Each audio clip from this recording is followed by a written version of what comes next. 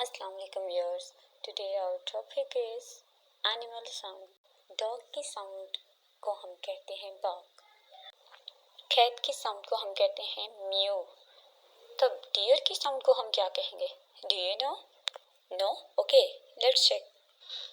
Dears bell, dogs bark, dolphin click, donkeys bray, doves coo, ducks quack, eagles scream, elephants trumpet or roar, flies buzz, foxes bark, yelp, simper, frogs croak, doves bleat, goats bleat, geese cackle, grasshoppers chirp, hamsters squeak, hares squeak।